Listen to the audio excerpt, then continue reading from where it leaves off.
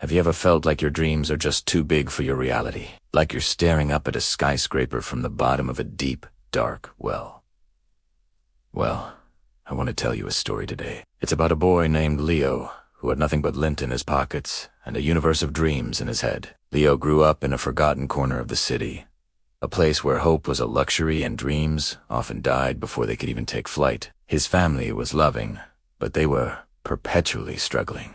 The walls of their tiny apartment were thin, and so were their meals. Every day, Leo would walk past towering office buildings, sparkling storefronts, and fancy cars, feeling like he was a ghost in someone else's vibrant world. The contrast was stark, and it could have easily crushed his spirit, but Leo had a secret weapon.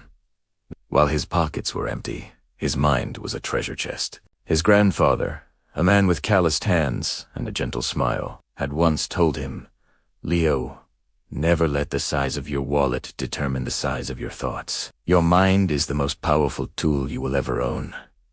And Leo took that to heart. Every night, instead of counting the cracks in his ceiling, he would lie in bed and build empires in his mind. He wasn't just daydreaming. He was architect. He designed innovative buildings, sketched out business plans on scrap paper, and imagined himself speaking to large crowds, inspiring them with his ideas. To others, he was just a poor boy staring into space. But inside his head, he was a titan of industry, a visionary, a leader. Of course, reality had a way of knocking him down. At school, when he shared his grand ideas, some kids would laugh. "You, Leo, you can't even afford new shoes." They'd jeer. Even some teachers, meaning well, would advise him to be more realistic.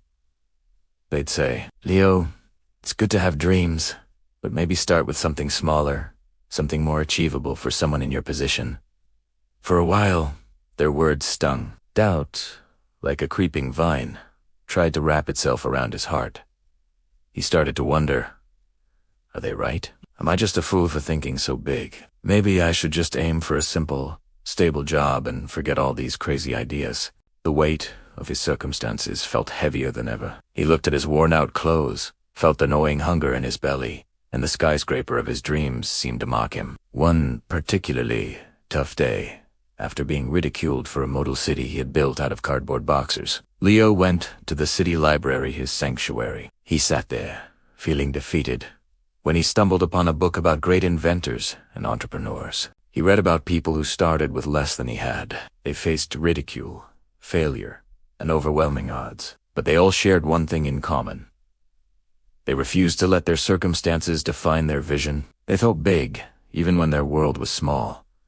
It was like a switch flipped inside Leo's mind. The laughter of his classmates, the cautious advice of his teachers had all faded away. He realized they weren't being malicious. They were just projecting their own limited beliefs onto him. They were living in a world defined by what is, while he was determined to live in a world defined by what could be. From that day forward, Leo's mindset shifted from defense to offense.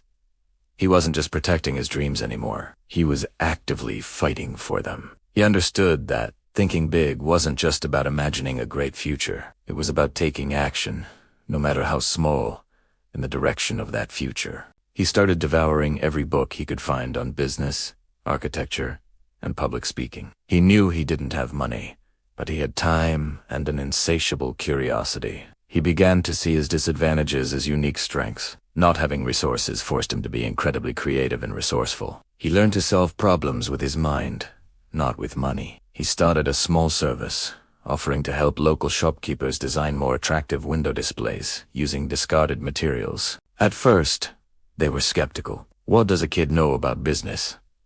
But Leo's designs were fresh, clever, and cost them nothing. Soon, word spread. His little cardboard models and sketches were no longer a source of ridicule. They were his portfolio. He used the small amount of money he earned not on new shoes, but on a second-hand computer. He taught himself how to use design software. He spent countless nights learning, practicing, and refining his skills. He was building his ladder, rung by rung, out of the well of his poverty. He wasn't waiting for a miracle. He was becoming one. Years passed. The journey was anything but easy. There were countless rejections, failures, and moments where giving up seemed like the only logical option. There were nights he survived on instant noodles, pouring every penny he had back into his education and his budding business. But every time he felt like quitting, he would close his eyes and revisit that empire in his mind. He would remember the boy who had nothing but the power of his own thoughts. That vision, that unwavering belief in what could be, was his fuel. One day, Leo found himself standing in a sleek, glass-walled boardroom. He wasn't there to clean the windows. He was there to present his own design for a revolutionary new community center, a project that would transform his old neighborhood. The people in the room were some of the city's most influential investors and developers, the very people whose buildings he used to gaze at from the street below. He was nervous, but as he began to speak, the years of practice, the nights spent architecting in his mind, took over. He spoke with a passion and clarity that was captivating. He didn't just present a building, he presented a vision for a community, for hope, for a place where other kids like him could find the resources to build their own dreams. At the end of his presentation, the room was silent. Then, the head investor, a man known for his tough-as-nails reputation, stood up and began to clap.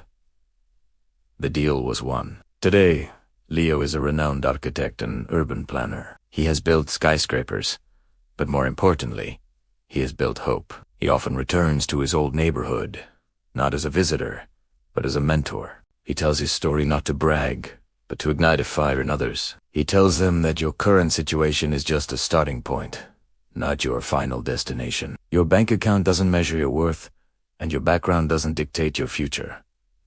The most powerful asset you have is your mind. The ability to think beyond your immediate reality is not foolish. It's your greatest power. So, what about you? What are the realistic limits you or others have placed on your life? What if you dared to shatter them?